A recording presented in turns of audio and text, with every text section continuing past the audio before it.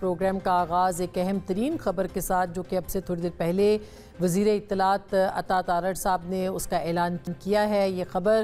پاکستان کے آپریشن غضب للحق کے بارے میں ہے، جس کے بارے میں اعلان کیا گیا ہے کہ اب اس کے اندر توقف یا پاز جو ہے وہ لیا گیا ہے، اس میں وقفہ لیا گیا ہے۔ اس ایکس کے اوپر اپنی پوسٹ میں وزیر اطلاعات پاکستان عطا تارڑ نے اس معاملے کے اوپر جو ہے وہ تفصیل سے لکھا اور یہ کہا ہے کہ 18 سے 19 جو مارچ ہے اس کی شب یعنی آج شب سے یہ جو پاز ہے، یہ جو وقفہ ہے جو کہ افغانستان کے خلاف کارروائی کی جا رہی ہے، اس میں وقفہ لیا جائے گا اور یہ 23 سے 24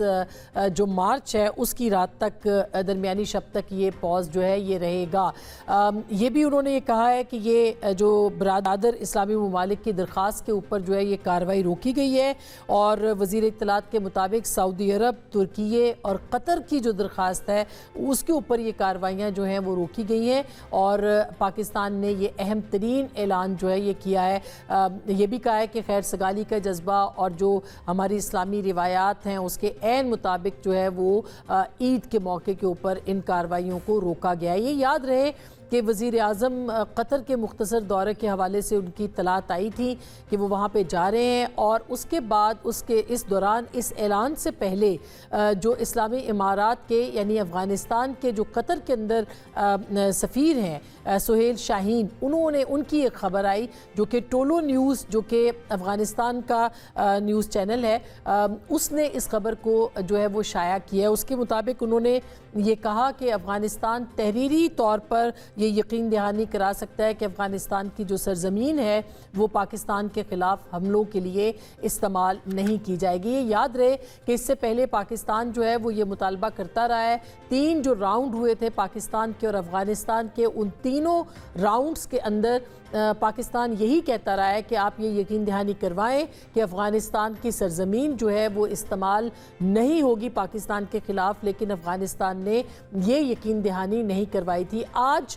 سہیل شاہین صاحب جو ہیں ان کی طرف سے یہ پیشکش کی گئی ہے اور انہوں نے یہ بات دہرائی ہے کہ پاکستان کے خلاف جو حملے ہیں وہ افغانستان کی سرزمین سے ان کو روکا جائے گا۔ اس کا مطلب یہ ہے کہ پاکستان کے خلاف جو حملے ہو رہے تھے ان کو افغانستان پہلے بھی روک سکتا تھا۔ یہ یاد رہے کہ کل پاکستان نے کابل میں جو ہے وہ ایک بڑی کارروائی کی تھی جس کے نتیجے میں وہاں پہ کہا جا رہا ہے کہ ڈرون بنانے والی جو فیکٹری تھی یا جو ایک وہاں پہ جو اسلحہ بارود تیار ہوتا تھا اور ڈرونز تیار ہوتے تھے ہندوستان کی مدد سے، وہاں پہ جو ہے وہ پاکستان نے اٹیک کیا تھا اور اس کو تباہ کیا تھا اور اس کے بعد یہ پیش رفت سامنے آئی جس کے اوپر اب جو ہے یہ ڈیولپمنٹس ہیں اور پاکستان جو ہے اس نے اب پاز دیا ہے کیونکہ اس سے پہلے سہیل شاہین کی طرف سے بھی ایک سٹیٹمنٹ آ چکا تھا۔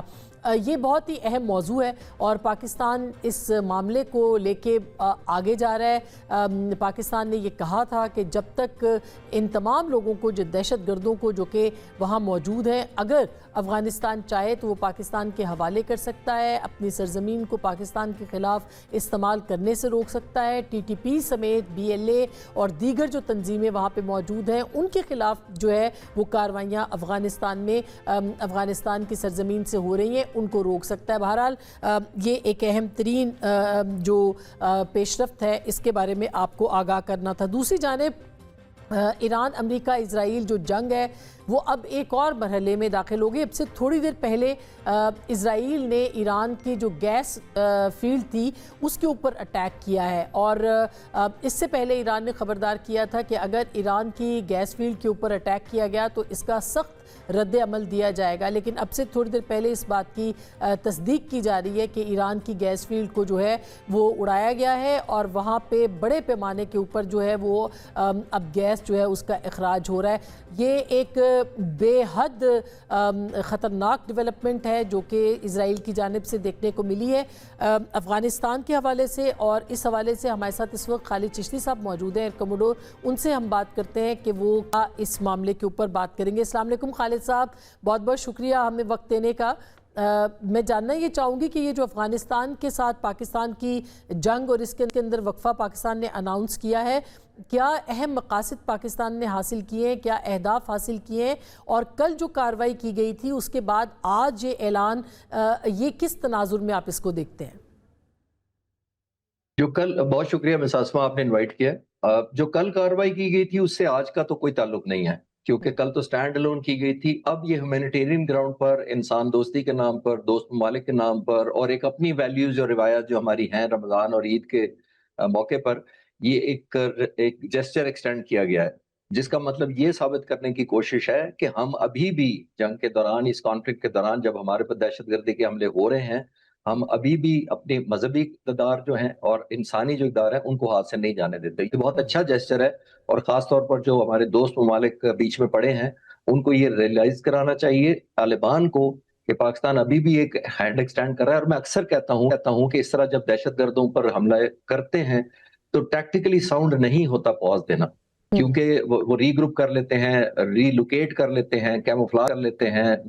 हाइडिंग में चले जाते हैं, तो बहुत सारी चीजें होती हैं। लेकिन उसके बावजूद एक टैक्टिकल ऑब्लिगेशन को छोड़कर एक मजहबी या रवादारी ऑब्लिगेशन को प्रेफरेंस दी गई है। तो ये तो जो दुनिया है उसको देखना चाहिए, और दूसरी तरफ तालिबान को देखना चाहिए, और उन दोस्त वालों को मेरा ख्याल है एक इंस्टिल करना चाहिए ये माइंड के इसके बावजूद हमने एक पॉज दिया है। ये मेरा ख्याल है बहुत अच्छा जेस्चर है, इसको टेक ऑन करना चाहिए, उनको रियलाइज तो होना शुरू हो गया जो जराए बताते हैं। और ये गुज़िश्ता कुछ दिनों की जो कार्रवाइयाँ हैं इसके ऊपर भी खालिद साहब बताइएगा कि पाकिस्तान ने को क्या कामयाबियाँ मिली हैं। हम देख रहे हैं कि वो जो एक खुदकुश लहर थी या जो पाकिस्तान के ऊपर हमले पैदर पे हो रहे थे उसके अंदर तो वाज़े कमी जो है वो महसूस की गई है। लेकिन इसके अलावा आपको क्या लगता है, ख़ास कहा गया है कि जो हमला हुआ था वो ड्रोन फैक्ट्री थी जो कि बनाई गई थी, अब वहाँ पे ड्रोन तैयार किए जा रहे थे हिंदुस्तान की मदद पे। आपके पास क्या इत्तलात है इस हवाले से?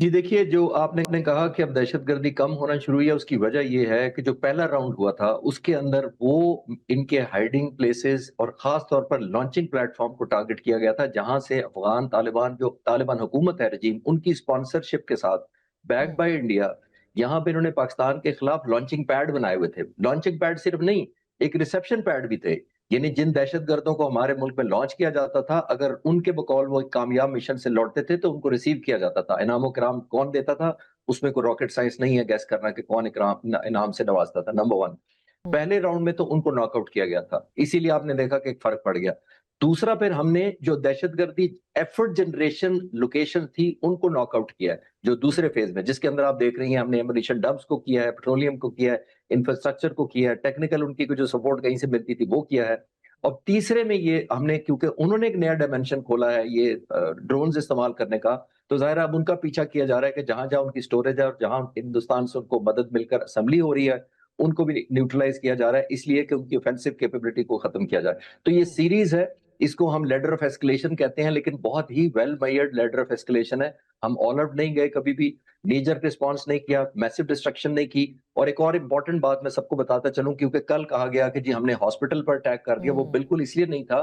कि मैं जिस दिन से ये फॉलो कर रहा हूँ ये तमाम टारगेटिंग को या उनके फॉलो अप को, मैं आपको कंफर्म कर सकता हूं कि हम पाक फिजाइया के पास ऐसे बॉम्ब्स हैं जो जिसको हम कहते हैं जनरल पर्पस बॉम्ब, उसको जीपी बॉम्ब्स कहते हैं, जिसका मतलब होता है कि एरिया डिस्ट्रक्शन करना। उसमें फिर आप कन्फाइन नहीं कर सकते जो डैमेज होता है, और वो हमारे लिए बड़ा इकोनॉमिकल बॉम्ब होता है, बाय द वे पाकिस्तान खुद बनाता है। तो बड़ा आसान था कि जीपी बॉम्ब्स आप फेंकते जाएं और जाहिर है डैमेज करते जाएं, लेकिन क्योंकि पाकिस्तान की मिलिट्री और हुकूमत बड़ी रिस्पॉन्सिबली बिहेव कर रही है, तो हमने ऐसे वेपन चॉइस किया है कि हम टारगेट स्पेसिफिक करके, कैलकुलेट करके, डायमेंशन के हिसाब से करते हैं हमने कितनी अट्रिशन कॉज करनी है और नेचर ऑफ डैमेज और एक्सटेंट ऑफ डैमेज कितना रखना है। हम इतनी जिम्मेदारी से अगर हम कर रहे हैं, और तमाम के तमाम टारगेट जितने आज तक हुए हैं, किसी में भी कोलैटरल डैमेज इसी वजह से नहीं हुआ कि हम पहले इंटेंसिटी और उसकी लोकेशन, डायमेंशन और इंपैक्ट को कैलकुलेट करते हैं, and it's like a reverse engineering. फिर आप जहाज पे जाकर देखते हैं कि कौन से मोस्ट सूटेबल वेपन है जो इंस्टॉल किए जाएंगे जो इतना ही डैमेज करेंगे जो हम डिजायर करते हैं, जो हमारी ख्वाहिश है। तो आई थिंक उससे रिलेट करना चाहिए। ये सिर्फ और सिर्फ प्रोपेगेंडा उसी तरीके का है जिस तरह इन्होंने F-16 जहाज हॉलैंड का या किसी और नेटो मुल्क का दिखा के कहा था कि ये पहाड़ों में हमारा F-16 गिरा और पायलट पे कब्जा कर लिया। सिर्फ परसेप्शन नैरेटिव की वॉर चल। बहुत बहुत बहुत शुक्रिया खालिद महमूद चिश्ती साहब, आपने वक्त दिया। और इसके साथ साथ हम ये भी आपको बता दें कि आज जो अली लारेजानी ईरानी जो नेशनल सिक्योरिटी के सरबराह थे, उनकी शहादत के बाद आज उनकी तदकर नमाज जनाजा कुछ देर पहले हुआ है। अली लारेजानी एक बहुत बड़ा नाम थे, फ़िलासफ़र تھنکر. ان کی جو شہادت ہے اس سے صرف ایران نہیں بلکہ مسلم امہ کے اندر جو ہے وہ کافی زیادہ لوگ جو ہیں ان کے بارے میں سننا چاہتے ہیں, غمگین ہیں, اداس ہیں. ہم نے ان کے ساتھ ایک نشست کی تھی نومبر کے اختتام پہ 2025 میں, اور یہ ان کا کسی بھی پاکستان کے چینل کو پہلا اور آخری انٹرویو تھا. بڑی تفصیل کے ساتھ انہوں نے ریجنل سیکیورٹی, پاکستان ایران تعلقات, پاکستان سعودی عرب پیکٹ اور جو دیگر موضوعات تھے ان کے اوپر تفصیل سے بات کی تھی. وہ پاکستان کا شکریہ ادا کرنے کے لیے پاکستان آئے تھے, جو پاکستان نے اسرائیل ایران جنگ میں پاکستان کی عوام اور حکومت نے ان کا ساتھ دیا تھا. یہ گفتگو ہم آپ کو دوبارہ دکھا رہے ہیں اور آپ اس کو ضرور دیکھیے گا. اس گفتگو کے بعد ہم واپس آئیں گے اور پھر اپنا جو اگلا موضوع ہے اس پہ ہم عادل نجم صاحب کے ساتھ بھی بات کریں گے, جو کہ امریکہ ایران جنگ کے حوالے سے, امریکہ میں کیا ہو رہا ہے اس کے حوالے سے. تو یہ گفتگو آپ دیکھیے اور پھر ملتے ہیں ایک بریک کے بعد. بہت بہت شکریہ سر, آپ نے ہمیں وقت دیا اینڈ خوش آمدید. حال شما خوب است؟ خیلی متشکرم. بہت شکریہ. میں پاکستان کے جو عظیم لوگ ہیں ان کو اپنا اسلام پیش کرنا چاہتا ہوں اور آپ کا شکریہ اس انٹرویو کے لیے. میں نے کل انٹلیکچوئلز کے پروگرام میں بھی پاکستان کے سب انٹلیکچوئلز میں تشریف رکھتے تھے. میں نے عرض کیا تھا کہ میں مقام معظم رہبری حضرت آیت اللہ خامنئی کا سلام پاکستان کی شریف اور غیور عوام کے لیے لے کے آیا ہوں اور میں ان کو عرض کرنا چاہتا ہوں. میں اس کے ساتھ ساتھ پاکستان کی حکومت کا, پاکستان کی عوام کا اور پاکستان کی پارلیمنٹس کا, پاکستان کی مسلح افواج کا اور تمام شعبۂ زندگی سے تعلق رکھنے والے لوگوں کا, جنہوں نے جب اسرائیل کی طرف سے ہمارے خلاف جنگ مسلط کی گئی ایران کے خلاف, تو اس وقت ہمارا بھرپور ساتھ دیا اور اس دفاع میں جو ہے ہمارے ساتھ جو ہے وہ ہمیں سپورٹ کر رہے تھے. اس کے لیے میں شکریہ ادا کرتا ہوں. محترم بہت شکریہ, آپ بھی آئے ہیں. اس سے پہلے صدر پزشکیان بھی پاکستان آئے, اور اگر یہ کہا جائے کہ اسرائیل کے اٹیک کے بعد پاکستان اور ایران کے تعلقات غیر معمولی ہوئے ہیں, تو ہم یہ جاننا کہ اب اس کی نوعیت کس طرح بدلی ہے اور کس طرح کی خطے میں تبدیلیاں آئی ہیں جس کی بنیاد پہ ہم کہہ سکتے ہیں کہ یہ غیر معمولی تعلقات ہیں پاکستان اور ایران کے. روابط بین دو کشور ایران پاکستان اور ایران کے درمیان جو تعلقات ہیں ان کی بڑی گہری جو ہے وہ جڑیں ہیں اور بہت جو ہے وہ پرانے ہیں. مفادات بھی دونوں ممالک کے